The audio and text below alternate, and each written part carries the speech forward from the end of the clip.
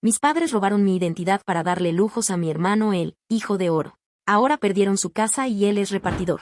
Mis padres me dijeron que no tenían dinero para mi universidad, así que trabajé de mesera 4 años.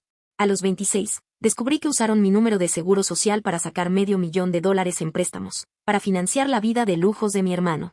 Mi nombre es Sofía. Soy la hija menor, pero siempre fui la adulta de la casa. Desde los 15 años entendí que, si quería algo, tenía que pagarlo yo misma.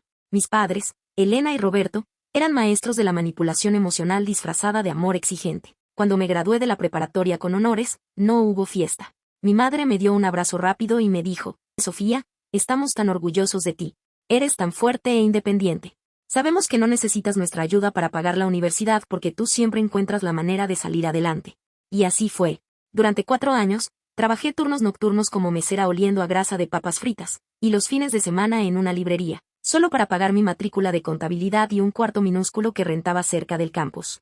Leo, por otro lado, era el niño de oro. Le llevaba 3 años de ventaja, pero parecía un eterno adolescente. Cuando él se graduó, apenas pasando las materias, mis padres le organizaron una carne asada para 50 personas y le regalaron un auto usado pero en perfectas condiciones para que pudiera ir a sus entrevistas de trabajo.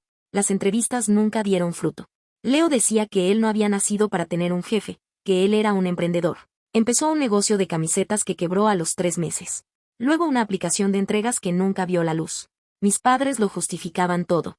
Tu hermano tiene un alma de artista, Sofía. Es muy sensible. El mundo es cruel con los visionarios. Tenemos que apoyarlo, me decía mi padre mientras le transfería dinero para que Leo pagara la renta de su departamento en la zona más cara de la ciudad.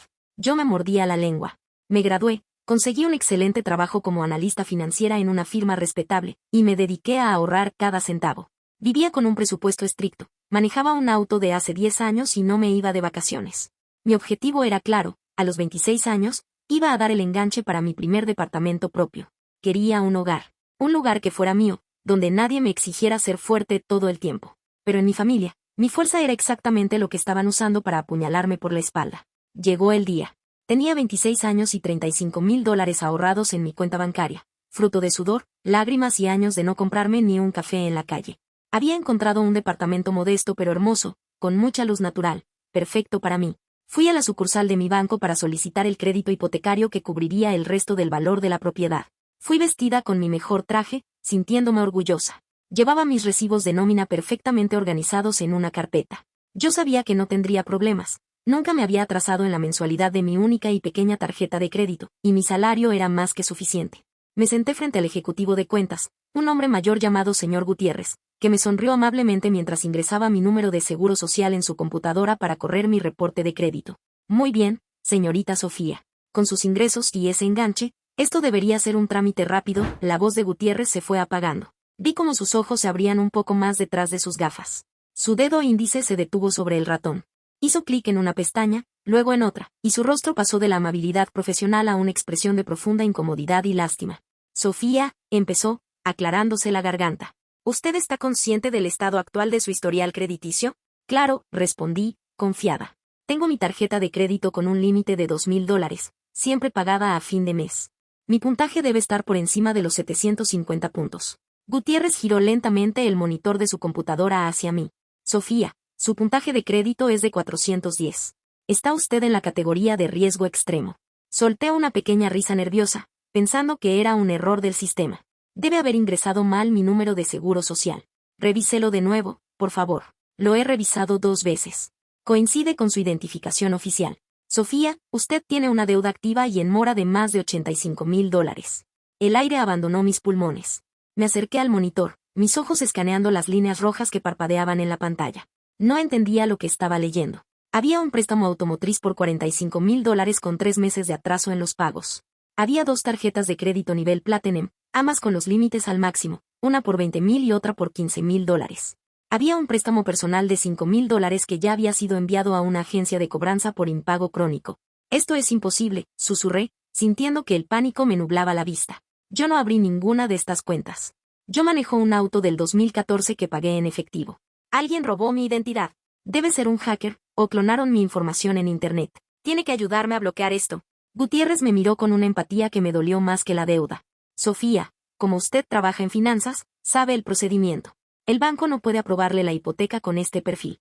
Le sugiero que imprima su reporte de crédito completo en su casa. Contacte a cada uno de estos acreedores y presente una denuncia policial por robo de identidad. Pero debe saber algo. Hizo una pausa, midiendo sus palabras. Cuando los hackers roban una identidad, suelen vaciar tarjetas rápido y desaparecer. Estas cuentas llevan abiertas años. Se han estado pagando los mínimos de forma intermitente para mantenerlas vivas. Esto no parece el trabajo de un hacker en el extranjero. Gutiérrez no lo dijo en voz alta, pero su tono lo dejó claro. Las estafas que se mantienen vivas por años no las hacen los extraños. Las hacen las personas que saben exactamente dónde vives. Salí del banco como un fantasma. No recuerdo cómo llegué a mi departamento alquilado. Me senté en mi mesa de comedor barata de madera prensada. Abrí mi laptop. Mis manos temblaban tanto que me tomó 3 intentos escribir mi propia contraseña. Yo era analista financiera. Yo sabía cómo rastrear números. Entré a la página oficial del Buró de Crédito y pagué por mi reporte detallado, el documento completo de 40 páginas que desglosa cada movimiento de tu vida financiera. Descargué el archivo. Me preparé una taza de té que nunca me tomé y empecé a leer. El primer golpe fue la fecha. La tarjeta de crédito Platinum de $20,000 fue abierta hace 6 años. Justo el año en que yo cumplí 20 años y empecé a trabajar formalmente como mesera. Para abrir una línea de crédito de ese tamaño a esa edad, el banco habría requerido un cofirmante, o documentos que probaran ingresos. Miré la sección de direcciones asociadas a la cuenta. Esperaba ver una dirección falsa en otro estado, un apartado postal de algún estafador. En su lugar, vi la calle y el número de la casa de mis padres. La casa donde crecí. Mi corazón se saltó un latido. Debe ser porque es mi dirección permanente, intenté convencerme. Los estafadores usaron mi dirección real para que pareciera legítimo. Fui a la siguiente deuda, el préstamo automotriz de $45,000. Fecha de apertura, hace 3 años. Llamé al número de atención al cliente de la financiera automotriz que aparecía en el reporte. Navegué por el menú automatizado, ingresé mi número de seguro social y, después de 20 minutos de espera, un operador me contestó. Financiera Automax, le atiende Carlos. Veo que llama por la cuenta terminada en 4092 a nombre de Sofía. ¿En qué le puedo ayudar? Hola, Carlos, mi voz sonaba ronca, frágil. Hubo un error con mi cuenta. No tengo los detalles del vehículo a la mano. ¿Me podrías confirmar la marca y el modelo del auto financiado bajo mi nombre, por favor? Claro, señorita.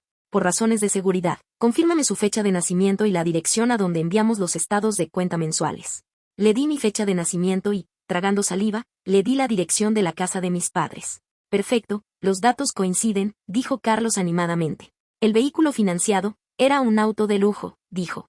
Le recuerdo que tiene 3 mensualidades vencidas y estamos a punto de iniciar el proceso de embargo del vehículo si no recibimos el pago antes del viernes. El teléfono se me resbaló de la oreja. Cayó sobre la mesa. Colgué la llamada sin decir adiós. Ese era el auto de mi hermano Leo. El auto con el que llegó presumiendo a la cena de Navidad hace 3 años, diciendo que su nueva agencia de marketing digital por fin había despegado y que se había dado un pequeño lujo por su arduo trabajo. Mis padres brindaron por él esa noche. Mi madre lloró de orgullo, diciendo que sabía que Leo estaba destinado a la grandeza. Y yo, sentada en la esquina de la mesa, le había aplaudido, yendo a casa en el metro porque mi auto viejo estaba en el taller. Ese auto, su símbolo de éxito, estaba a mi nombre. Yo era la dueña legal de la deuda. Mis propios padres. Las personas que me decían tú eres fuerte, tú puedes sola, habían tomado mi número de seguro, que mi madre guardaba celosamente en su caja fuerte desde que yo era niña, y lo habían usado para financiar la vida de mentiras de su hijo favorito. Necesitaba pruebas físicas. No iba a confrontarlos con suposiciones telefónicas. Ellos eran expertos en darle la vuelta a las cosas. Mi madre lloraría, diría que fue un no préstamo temporal para ayudar a mi hermano y me haría sentir como la mala de la historia por reclamar. Yo conocía su juego. No iba a jugar bajo sus reglas.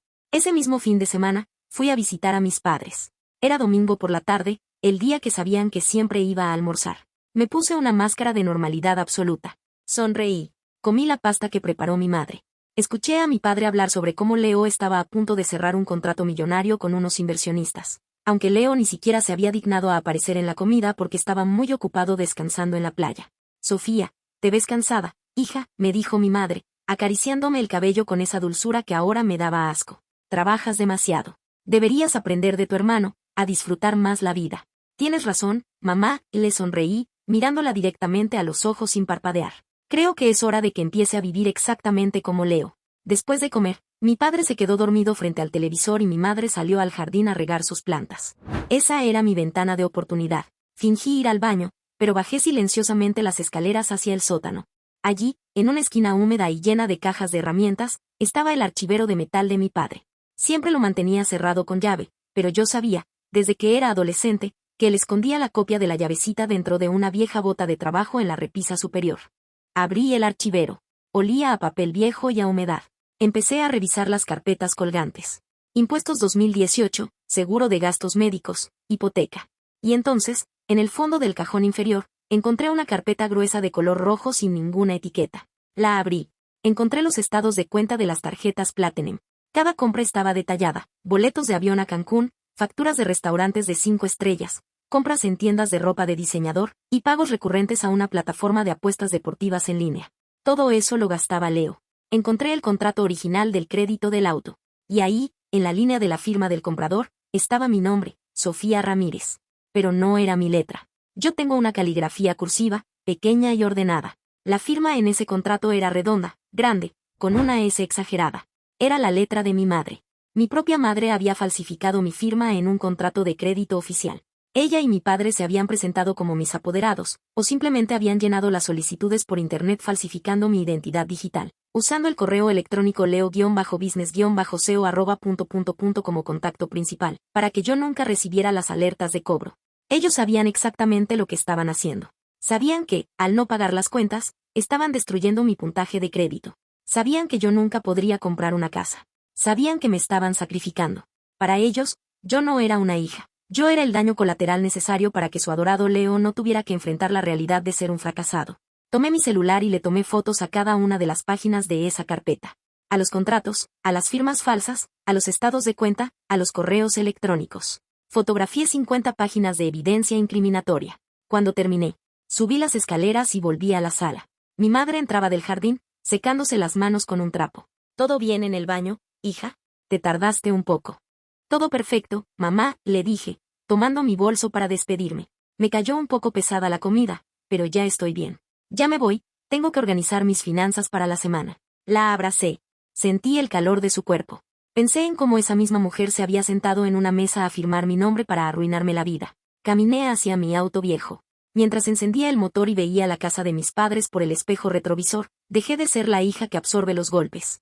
Mis padres creían que iban a dejar que esa deuda prescribiera en mi contra durante los próximos 7 años, mientras ellos vivían tranquilos y Leo manejaba su auto de lujo. Si mi nombre estaba en esos papeles, yo era la dueña legal de ese auto.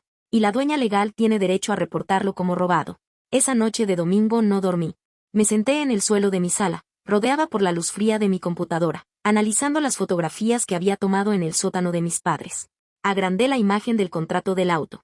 Ahí estaba el número de identificación vehicular, el número de placas y la dirección de registro. Según el Estado, yo era la única propietaria legal de ese vehículo de $45,000. Mi hermano Leo solo figuraba como un conductor autorizado en la póliza de seguro, póliza que, por cierto, también estaba a mi nombre y se pagaba con una de las tarjetas de crédito fraudulentas. Si el banco no recibía un pago antes del viernes, iban a embargar el auto, lo venderían en una subasta por centavos y me demandarían por la diferencia, arruinando mi crédito por una década. No iba a permitirlo. Si la deuda era mía, el auto también lo era. Y yo iba a liquidar ese activo antes de que el banco lo hiciera. El lunes a primera hora, pedí un permiso en mi trabajo. Fui directamente a la oficina del departamento de vehículos. Tomé un turno, esperé 2 horas sentada en una silla de plástico duro y, cuando llegué a la ventanilla, presenté mi identificación oficial. Buenos días. Extravié el título de propiedad de mi vehículo y necesito una copia certificada urgente, le dije al funcionario, pasándole mi licencia de conducir y anotando el número de placa del auto de Leo. El funcionario tecleó en su sistema. Sí, señorita Ramírez. El vehículo está a su nombre, con un gravamen activo de la financiera Automax. La reimpresión del título con sello oficial cuesta $35. Pagué con mi tarjeta de débito. 10 minutos después, salí del edificio con el título oficial impreso en papel de seguridad que me acreditaba como la dueña absoluta del auto que mi hermano presumía en sus redes sociales. Mi siguiente parada no fue la casa de Leo. Fue una empresa privada de recuperación de vehículos, de esas que los bancos contratan para embargar autos a deudores. Me senté con el gerente de la flota de grúas, un hombre corpulento llamado Héctor, y le mostré mi título de propiedad y mi identificación. Héctor, este es mi auto. Lo tiene un familiar que se niega a devolverlo y que no está pagando las mensualidades. No quiero confrontaciones físicas. Quiero que lo recupere y lo lleve directamente al lote de la agencia de autos seminuevos más grande de la ciudad. Héctor sonrió, acostumbrado a los dramas familiares. Con el título a su nombre, señorita, nosotros tenemos autoridad legal para remolcarlo de cualquier vía pública o estacionamiento abierto. ¿Sabe dónde está el vehículo ahora? Saqué mi teléfono y abrí el perfil de Instagram de mi hermano. Leo era tan predecible y narcisista que publicaba su rutina diaria. Todos los martes a las 10 de la mañana va a un gimnasio de lujo en la zona Esmeralda. Le mostré a Héctor la ubicación. El auto estará estacionado en la calle frente al gimnasio durante al menos 2 horas. Firmé la orden de servicio y le pagué $300 a Héctor. Fue el dinero mejor invertido de mi vida. El martes por la mañana, yo estaba en mi cubículo de la oficina, analizando hojas de cálculo como si fuera un día normal. A las 10:45 de la mañana, mi teléfono celular empezó a vibrar sobre el escritorio. Era Leo. Lo dejé sonar. Vibró 3 veces más. Luego entró una llamada de mi madre. La ignoré. A las 11 de la mañana, recibí un mensaje de texto de Héctor, el de las grúas, paquete asegurado y entregado en la agencia de autos seminuevos. Le envío la foto. Abrí el mensaje. Era una foto del hermoso auto gris metálico de mi hermano, montado sobre la plataforma de una grúa comercial, alejándose del gimnasio de lujo. Más tarde me enteraría por la policía de lo que pasó exactamente. Leo salió del gimnasio con su batido de proteínas en la mano, riendo con un amigo, justo a tiempo para ver cómo levantaban su símbolo de estatus. Corrió hacia la grúa gritando groserías, exigiendo que bajaran su auto. Héctor, desde la cabina, ni siquiera se inmutó y simplemente le mostró la orden de remolque a través del cristal. Leo llamó a la policía alegando robo. Una patrulla llegó en 5 minutos. Leo, rojo de ira, le exigió a los oficiales que arrestaran al conductor de la grúa. El oficial se acercó a Héctor, revisó los documentos y luego se acercó a Leo. Señor, el conductor tiene una orden de recuperación firmada por la dueña legal y registrada del vehículo, Sofía Ramírez. ¿Usted es Sofía Ramírez? Es mi hermana. El auto es mío, yo lo manejo, gritó Leo. Pero no está a su nombre, replicó el oficial, encogiéndose de hombros. Es una disputa civil. La dueña autorizó el remolque. Si tiene algún problema, llámela a ella. Que tenga un buen día. Mientras yo leía el mensaje de Héctor en mi oficina, mi teléfono no paraba de sonar. Leo me estaba enviando audios de WhatsApp histéricos. Sofía, contesta maldita sea. Una grúa se llevó el auto. Llama al seguro, llama a la policía, haz algo, es mi coche. Escuché el audio con los auriculares puestos. No sentí lástima. Sentí una paz inmensa. Pedí mi hora de almuerzo y tomé un taxi hasta la agencia de autos seminuevos donde Héctor había dejado el auto. Como yo tenía el título y el vehículo estaba a mi nombre, pedí un avalúo inmediato de compra en efectivo. El tasador de la agencia lo revisó. Señorita Ramírez, el auto está en excelentes condiciones. Tiene poco kilometraje. Le ofrecemos $40,000 por él hoy mismo. La deuda con la financiera era de $45,000. Eso significaba que habría un déficit de $5,000. Saqué mi chequera personal. Escribí un cheque por $5,000 de mis propios ahorros para cubrir la diferencia. Era un golpe a mi bolsillo, sí, pero era el precio de mi libertad. Firmé los papeles de venta a las 2 de la tarde. La agencia liquidó la deuda directamente con la financiera. En menos de 4 horas, el préstamo automotriz en mora que destruía mi historial crediticio quedó marcado como pagado en su totalidad / cuenta cerrada. Leo se quedó a pie, y yo volví a mi oficina a terminar mi café. Esa noche, cuando llegué a mi departamento, tenía 27 llamadas perdidas de mis padres y de mi hermano. Mi madre me envió un mensaje que me revolvió el estómago por su cinismo. Sofía, ¿dónde estás? Leo está destrozado. Alguien robó su coche. Dice la policía que tú autorizaste algo. Por favor, llámame. Tu hermano te necesita. Estamos muy asustados. No respondí. Bloqueé temporalmente sus números para poder dormir. El auto era solo el primer paso. El verdadero tumor eran las 2 tarjetas de crédito Platinum y el préstamo personal, que sumaban más de $40,000 de deuda en fraude. Eso no podía pagarlo yo, ni iba a hacerlo. Al día siguiente, me reuní con el licenciado Mendoza, un abogado especialista en fraudes financieros y protección al consumidor. Le puse las fotos de los contratos del sótano y mi reporte de crédito sobre la mesa. Mendoza era un hombre meticuloso, de pocas palabras. Revisó todo con una lupa. Sofía, dijo, quitándose las gafas, lo que tus padres hicieron se llama fraude amistoso o fraude familiar. Es sumamente común, pero eso no le quita la gravedad legal. Utilizaron tu número de seguro para abrir líneas de crédito mediante plataformas digitales e interbancarias. Ocultaron la deuda enviando los estados de cuenta al correo de tu hermano. ¿Cómo me deshago de la deuda sin tener que pagarla? Pregunté, directa al grano. Tienes que presentar una declaración de robo de identidad y un reporte policial formal, explicó Mendoza, cruzando las manos sobre el escritorio.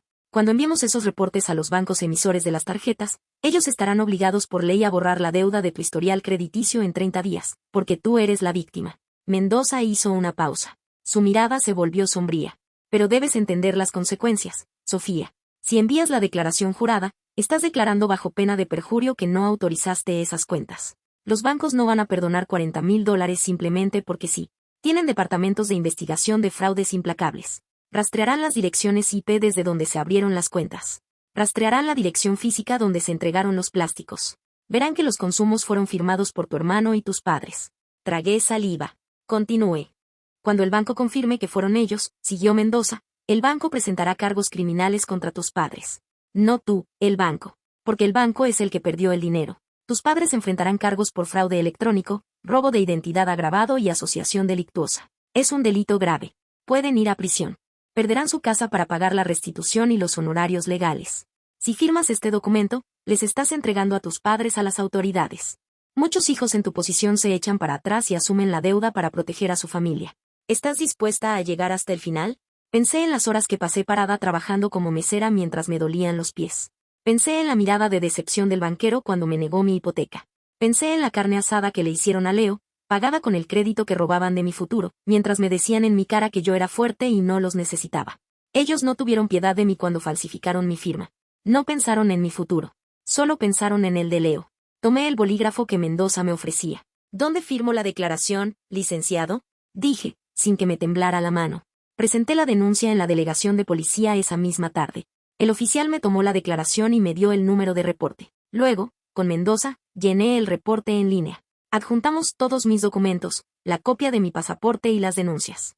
Enviamos los paquetes por correo certificado a los 3 bancos defraudados con copias a las agencias de buró de crédito.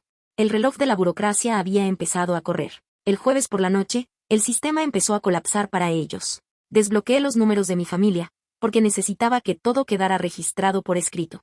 Inmediatamente empezaron a entrar los mensajes. El primer golpe lo sintió Leo. Él estaba en un bar de moda intentando pagar la cuenta de él y sus amigos para lucirse, como solía hacer. Recibí un mensaje frenético a las 11:30 de la noche. Sofía, ¿qué hiciste con mis tarjetas? Están rechazadas. Llama al banco, estoy pasando la peor vergüenza de mi vida, no tengo con qué pagar la cuenta del bar. Y sigues sin decirme dónde está mi maldito coche. Sonreí en la oscuridad de mi cama. Los departamentos de fraude de los bancos habían recibido mi paquete. Su primera acción, obligatoria por protocolo, es congelar las cuentas de inmediato y bloquear los plásticos vinculados al fraude mientras investigan. La vida de millonario de Leo acababa de quedarse sin gasolina en medio de la carretera. El viernes por la mañana, llegó el pánico real a la casa de mis padres. Mi madre me llamó. Esta vez, contesté. Quería escuchar su voz. Sofía, al fin contestas, hija por Dios. La voz de mi madre estaba teñida de histeria. Hija, algo muy raro está pasando. Leo intentó usar la tarjeta ayer y se la bloquearon. Yo intenté entrar a la banca por internet esta mañana para ver qué pasaba, y me salió un mensaje rojo diciendo que la cuenta está congelada por el Departamento de Investigaciones del banco. Y hoy nos llegó una notificación del seguro de que el auto fue vendido. Sofía, dime que tú no tienes nada que ver con esto. Me senté en el borde de mi cama. Miré por la ventana de mi departamento alquilado. ¿Por qué tendría que ver yo con eso, mamá? Respondí, con una calma espeluznante. Tú misma me dijiste que yo no necesitaba nada de ustedes, que yo soy muy independiente. Yo solo me encargo de mis propias finanzas. Pero las cuentas están a tu nombre, Sofía. Soltó mi madre, dándose cuenta de su error en el mismo segundo en que lo dijo. Se hizo un silencio sepulcral en la línea. Ah, sí, fingí sorpresa. Vaya, qué extraño. Yo no abrí ninguna cuenta. Fui a pedir una hipoteca y me dijeron que alguien había robado mi identidad. Así que fui a la policía y levanté una denuncia por robo de identidad federal y fraude electrónico. Las autoridades los bancos ya están investigando a los hackers, mamá. Les entregué todo. Supongo que los hackers que robaron mi vida están a punto de ir a la cárcel. Escuché como a mi madre se le cortaba la respiración. El sonido del teléfono cayendo al suelo en la cocina de la casa donde crecí, resonó en mi oído. Mamá, pregunté suavemente. Mamá, ¿estás ahí? Dile a Leo que no se preocupe por el coche. Los delincuentes que lo financiaron a mi nombre ya no tienen deudas que cobrar. Que pases buen fin de semana. Colgué. El hijo de oro se había quedado ciego, y los arquitectos de su farsa acababan de escuchar la sirena de las patrullas acercándose a su puerta. Era sábado por la mañana. Yo estaba en mi departamento, tomando un café, cuando escuché golpes desesperados en mi puerta. No era el timbre, eran puñetazos secos contra la madera. Miré por la mirilla. Ahí estaban los 3, mi padre, mi madre y Leo. Mi hermano tenía el rostro rojo de furia y mi madre estaba pálida, con los ojos hinchados de llorar. Abrí la puerta dejándola sujeta con la cadena de seguridad. Sofía, abre la puerta inmediatamente, exigió mi padre, usando ese tono de autoridad patriarcal que me había aterrorizado en la infancia, pero que ahora me sonaba patético. No, respondí, con la voz tranquila. Lo que tengan que decirme, pueden decirlo desde el pasillo. Leo se acercó a la rendija, golpeando el marco. Vendiste mi maldito coche, psicópata. Me dejaste tirado en la calle. Y bloqueaste mis tarjetas. Desbloquéalas ahora mismo o te juro que... ¿O me juras que, Leo? Lo interrumpí, mirándolo con un desprecio absoluto. ¿Me vas a demandar por vender un auto que el Estado dice que es mío? ¿O vas a ir al banco a exigir que te devuelvan unas tarjetas de crédito que sacaste falsificando el número de seguro de tu hermana? Adelante. Vamos juntos a la delegación de policía ahora mismo. Yo manejo. Leo se quedó mudo. La mención de la policía lo desinfló como a un globo pinchado. Mi madre empujó a Leo a un lado y pegó su rostro a la rendija. Estaba llorando. Sofía, mi niña, por el amor de Dios, tienes que retirar esa denuncia. Retírala. Diles que fue un error, que tú sí abriste las cuentas pero se te olvidó. Diles que nos diste permiso. Hija, me llamó un investigador del departamento de fraudes del banco. Están pidiendo recibos, firmas, si descubren que fuimos nosotros. Irán a la cárcel, completé la frase por ella. Por fraude electrónico interbancario, robo de identidad agravado y asociación delictuosa. Son delitos, mamá. La pena mínima es de 5 años. Mi padre intervino, su voz temblando por primera vez en su vida. Somos tus padres, Sofía. Te dimos la vida. Lo hicimos por necesidad. Tu hermano necesitaba capital para sus negocios y tu crédito era perfecto. Pensábamos pagarlo todo en cuanto él despegara. No puedes mandarnos a prisión. Tienes que quitar la denuncia hoy mismo. Suspiré, tomando un sorbo de mi café. Los miré a los tres, parados en el pasillo de mi edificio barato, exigiendo que yo me inmolara por ellos una vez más. No entienden cómo funciona el mundo real, ¿verdad?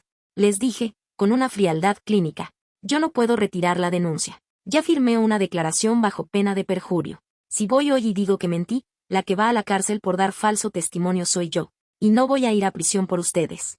Además, yo no los estoy demandando. ¿De qué hablas? Balbuceó mi madre. Yo solo reporté que alguien me robó la identidad.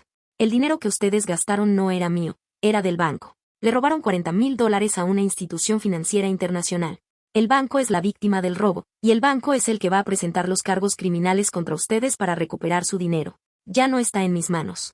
Cerré la puerta en sus caras, puse el seguro y apagué mi teléfono. Escuché a mi madre gritar mi nombre y a mi padre maldecir desde el pasillo durante 10 minutos, hasta que un vecino amenazó con llamar a la policía y finalmente se fueron. Fue la última vez que los vi como una familia. El abogado Mendoza me había advertido que la justicia financiera es lenta, pero cuando arranca, es como una aplanadora. Los bancos no perdonan. Tienen departamentos enteros dedicados a cazar a quienes los defraudan. Durante las siguientes 6 semanas, los investigadores del banco y los inspectores postales hicieron su trabajo. Los investigadores rastrearon las direcciones IP desde las cuales se llenaron las solicitudes de crédito en línea. Todas apuntaban al módem de la casa de mis padres. Rastrearon la dirección física donde se enviaron los plásticos, la casa de mis padres. Revisaron las firmas en los recibos de los restaurantes y tiendas de lujo. Coincidían con la caligrafía de Leo y de mi madre. Un martes por la mañana, 2 agentes y un investigador de la fiscalía tocaron a la puerta de la casa donde crecí. Llevaban órdenes de registro y de cateo. Confiscaron la computadora de mi padre, los teléfonos de mi madre y de Leo, y se llevaron cajas de documentos, incluyendo el famoso archivero del sótano del que yo había sacado las fotos. Mi madre sufrió un ataque de pánico y tuvo que ser atendida por los paramédicos en su propia sala. Mi padre y mi hermano fueron llevados a la delegación para ser interrogados. Ante la abrumadora montaña de evidencia digital y forense, la lealtad familiar se fracturó. Mi padre, intentando salvarse, culpó a mi madre de haber tenido la idea. Mi madre, llorando, confesó que lo hicieron para ayudar a Leo. Y Leo, el hijo de oro, el visionario, en lugar de asumir la culpa para proteger a sus padres mayores, declaró formalmente que él no sabía nada del fraude, que él creía que el dinero era un regalo de sus exitosos padres y que él era una víctima de sus mentiras. Los traicionó en la primera oportunidad, exactamente como me habían traicionado a mí. 6 meses después de que yo descubriera mi reporte de crédito, el caso llegó a su fin. Para evitar una sentencia máxima de prisión en un juicio público, mis padres aceptaron un acuerdo de culpabilidad. Se declararon culpables de fraude electrónico y robo de identidad agravado. El juez les dio una sentencia suspendida de 5 años de libertad condicional estricta, debido a su edad y a que no tenían antecedentes penales. Pero la clemencia penal venía con una ejecución financiera letal. El juez les ordenó pagar una restitución total e inmediata a los bancos por los $40,000 defraudados, más multas federales y honorarios legales. No tenían el dinero líquido. Sus ahorros se habían ido en los supuestos negocios de Leo. La única forma de evitar la cárcel y pagar la restitución fue liquidar su único activo real, la casa familiar. El lugar donde crecí, donde me enseñaron que yo era la hija que no necesitaba a nadie, fue vendida a las prisas por debajo de su valor de mercado.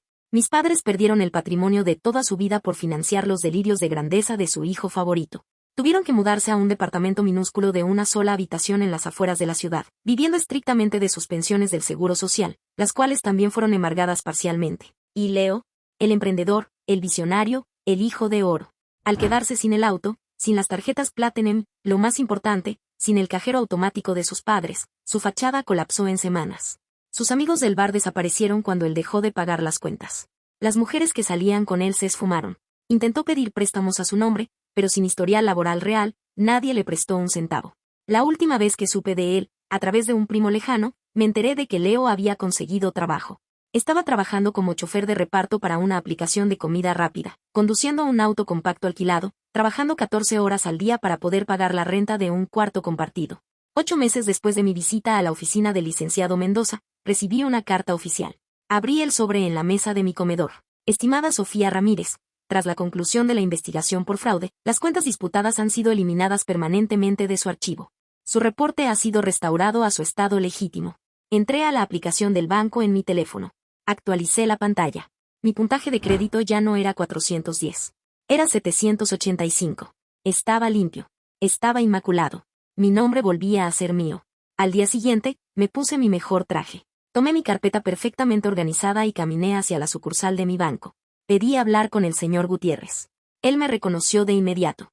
Se levantó, un poco nervioso, recordando la tragedia de la última vez. Sofía, qué gusto verla. ¿En qué le puedo ayudar hoy? Me senté frente a él, con la espalda recta y una sonrisa serena. Señor Gutiérrez, vengo a retomar mi solicitud para el crédito hipotecario. Mi enganche de $35,000 sigue intacto, y me gustaría que corriera mi reporte de crédito nuevamente. Gutiérrez asintió, tecleó mi número de seguro social y presionó Enter. Vi cómo sus ojos se abrían detrás de las gafas, pero esta vez, su rostro se iluminó con una sonrisa genuina. Sofía, esto es un milagro. Su perfil es excelente. Está usted preaprobada con la mejor tasa de interés que ofrece nuestro banco. Un mes después, me entregaron las llaves de mi departamento. Era exactamente el que yo quería, con grandes ventanales por donde entraba el sol de la mañana. Compré una botella de vino, pedí comida a domicilio y me senté en el suelo de madera de mi propia sala, completamente sola.